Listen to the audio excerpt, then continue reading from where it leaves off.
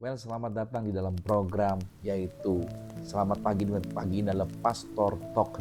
Saya berdoa buat saudara, mulai hari ini apa yang saudara kerjakan menjadi orang-orang yang senantiasa melihat kabar baik dan menyadari bahwa penyertaan Tuhan tidak pernah lepas atas kehidupan setiap saudara. Di dalam Ibrani 13 pada ayat 14 dikatakan, di sini kita tidak mempunyai tempat tinggal yang tetap. Kita mencari kota yang akan datang.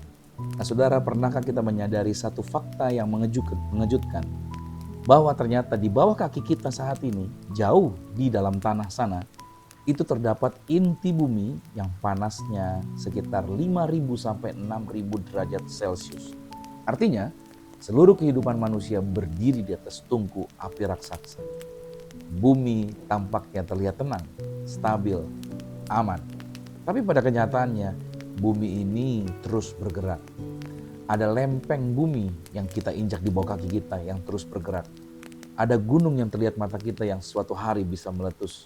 Bahkan ada gempa bumi yang bisa terjadi kapan saja.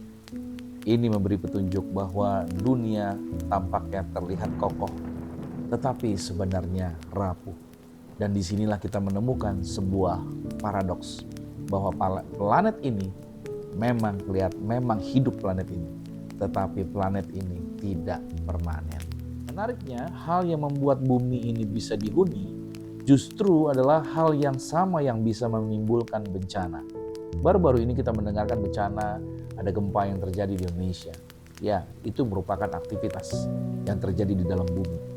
Nah, aktivitas-aktivitas tadi, ada lempeng yang bergerak dan lain sebagainya. Sebenarnya itu adalah yang membuat daratan bisa ada. Itulah yang membentuk daratan. Ledakan gunung misalkan, muntahan lava itu menciptakan tanah yang subur, dan sebenarnya keluarnya CO2 dari gunung juga itu menjaga suhu bumi ini tetap stabil. Tanpa aktivitas itu, bumi malahan bisa menjadi planet mati seperti Mars. Artinya, hal yang menopang kehidupan kita juga mengingatkan bahwa hidup ini tidaklah kekal. Tidak heran Alkitab berkata begini di dalam Mazmur 90 pada ayat 12. Ajarilah kami menghitung hari-hari kami, supaya kami beroleh hati yang bijaksana. Tuhan tidak berkata, hitunglah uangmu. Tuhan juga tidak berkata, hitunglah keberhasilanmu. Tetapi Tuhan berkata, hitung hari-harimu. Mengapa? Karena hidup ini memang hanya sementara. Alkitab sangat jelas tentang posisi kita di bumi. Dikatakan dalam 1 Petrus 2 ayat 11, kamu adalah pendatang dan perantau di dunia ini. Nah, kita sering kali hidup seolah-olah bumi adalah rumah permanen kita.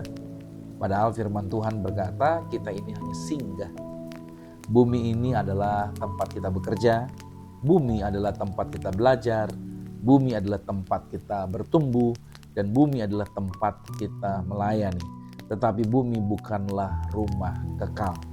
Ada kerinduan dalam hati manusia yang tidak pernah benar-benar puas dengan dunia ini.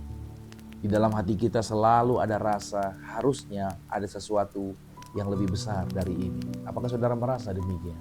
Nah, Alkitab bisa menjelaskan kenapa kita manusia memiliki situasi atau perasaan yang seperti itu.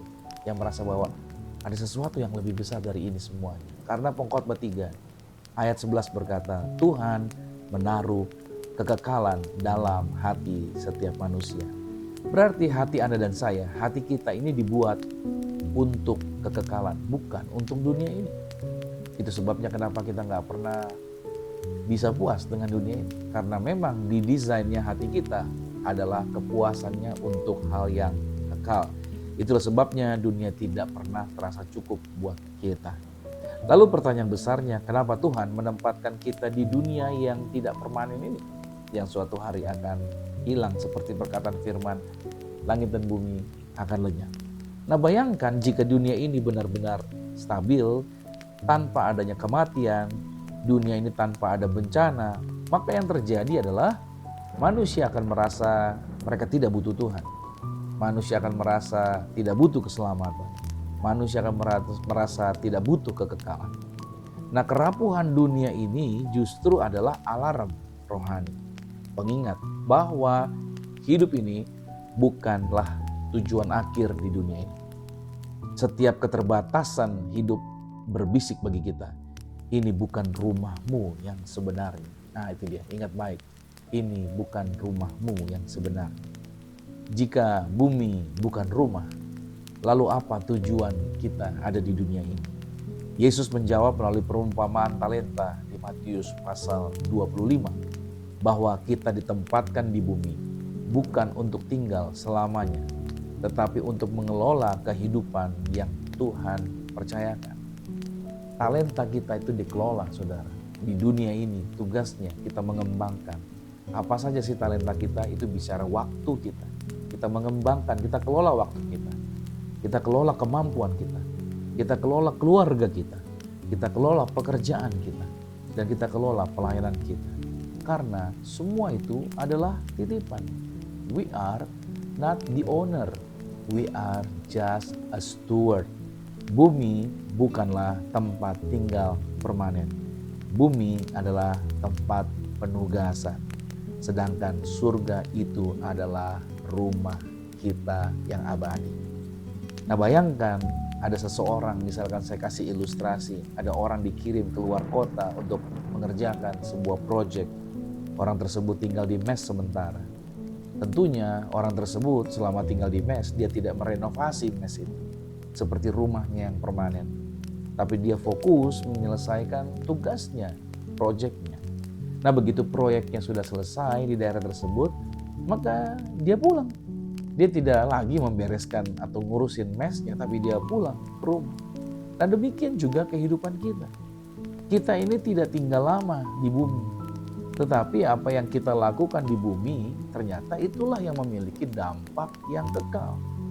Nah karena itu, kita hidup di dunia ini, kita hidup di dunia yang seperti apa? Dunia yang indah memang. Tapi rapuh dunia ini. Kita memang hidup di dunia yang hidup, tetapi ini semua cuman sementara. Kita memang hidup di dunia yang nyata, tetapi ini bukanlah hal yang kekal. Karena itu pertanyaannya bukanlah berapa lama aku hidup di dunia ini, tetapi apa yang aku lakukan dengan hidup yang singkat ini. Roma 14 ayat 8, sebab jika kita hidup untuk Tuhan. Dan jika kita mati untuk Tuhan. Nah kiranya hari ini kita diingatkan bahwa hidup ini adalah kesempatan, yaitu kesempatan untuk mengasihi, kesempatan untuk melayani, kesempatan untuk memuliakan Tuhan. Karena suatu hari nanti kita semua akan pulang menghadap Bapa. Tuhan Yesus Kristus memberkati. Shalom.